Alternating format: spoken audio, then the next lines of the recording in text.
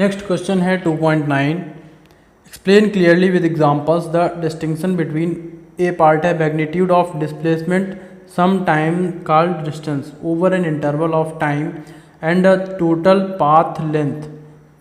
Length of path covered by a particle over the same interval.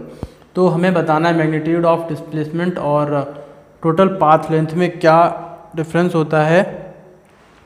तो straight line में अगर हम चल रहे हैं मैग्नीट्यूड ऑफ डिस्प्लेसमेंट और टोटल पाथ लेंथ वो इक्वल होती हैं, ठीक है।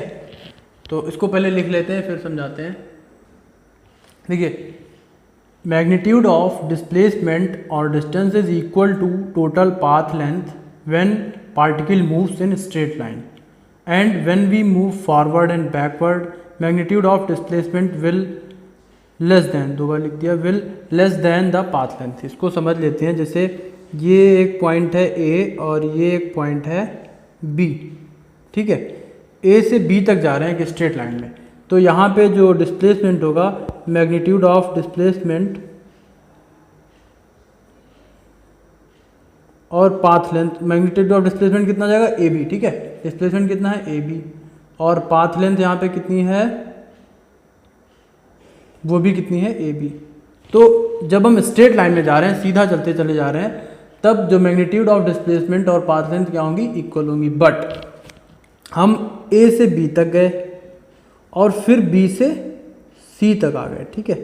ए से बी तक गए, बी से सी तक आ गए, तो जो मैग्नीट्यूड ऑफ डिस्प्लेसमेंट होगा वो कितना हो जाएगा, ए सी।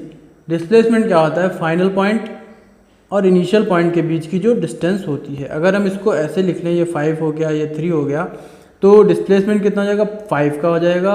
और पाथ लेंथ कितनी होगी, ए से बी तक जाना, बी से सी तक आना, 8 और 3 11। तो इसको भी लिखें अगर, तो मैग्नीट्यूड ऑफ डिस्प्लेसमेंट कितना आ जाएगा, ए सी इक्वल टू 5, ठीक है, यूनिट लिख लें। और टोटल पाथ लेंथ कितनी होगी, टोटल पाथ लेंथ हो जाएगी ए से B, A B plus B C, ठीक है, A B plus B C equals to 11। तो यहाँ पे जो पाथ लेंथ हो जाएगी वो ग्रेटर हो जाएगी। तो इसको कैसे लिख सकते हैं, मैग्नीट्यूड ऑफ डिस्प्लेसमेंट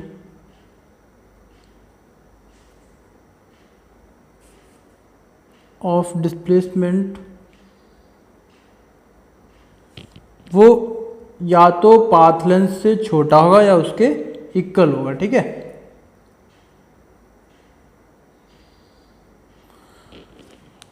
अगर हम यूनिडायरेक्शनल चल रहे हैं, एक ही डायरेक्शन में चलते चले जा रहे हैं, तब तो पाथ लेंथ और डिस्प्लेसमेंट इक्वल होंगे।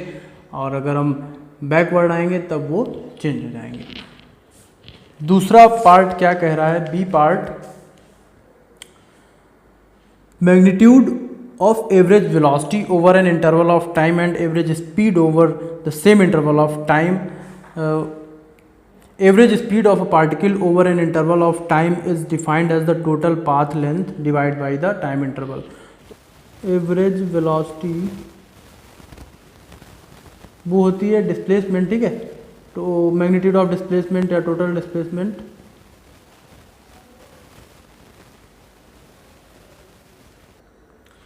Magnitude of displacement upon time, ठीक है। और एवरेज स्पीड क्या होती है,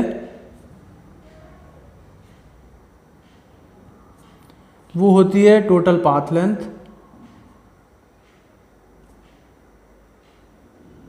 अपॉन टाइम इंटरवल।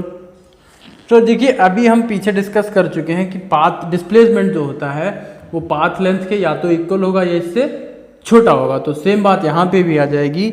जो हमारी वेलोसिटी होगी, ठीक है, एवरेज वेलोसिटी जो होगी वो या तो छोटी होगी एवरेज स्पीड से या उसके इक्वल होगी, ठीक है।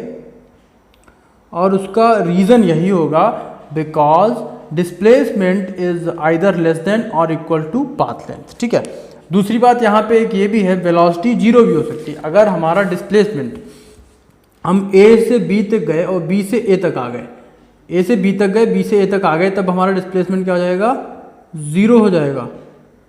और स्पीड क्या हो जाएगी, वो सॉरी पाथ लेंथ क्या हो जाएगी, पाथ लेंथ हो जाएगी 5 और 5 10 हो जाएगी, ठीक है।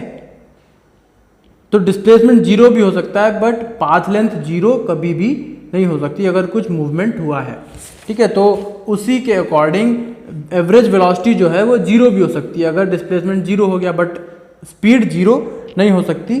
तो इसका जो ये जो हमने लिखा एवरेज वेलोसिटी लेस देन और इक्वल्स टू एवरेज स्पीड, इसकी भी डेफिनेशन यहीं से आएगी, because displacement is less than और equals to path length.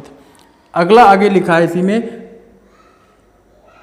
When is the equality sign true. ये जो इक्वलिटी साइन है यहाँ पे इक्वल लगा है और डिस्प्लेसमेंट और पाथ लेंथ में इक्वल लगा, ये कब ट्रू होगा, ये तब ट्रू होगा जब हम यूनिडायरेक्शनल मोशन कर रहे हैं, ठीक है। एक ही डायरेक्शन में चलते चले जा रहे हैं, तब हमारा एवरेज वेलोसिटी और एवरेज स्पीड इक्वल होंगे, पाथ लेंथ और डिस्प्लेसमेंट भी इक्वल होंगे। तो ये भी लिख देंगे, equality sign is true when motion is unidirectional. तो ये क्वेश्चन हो गया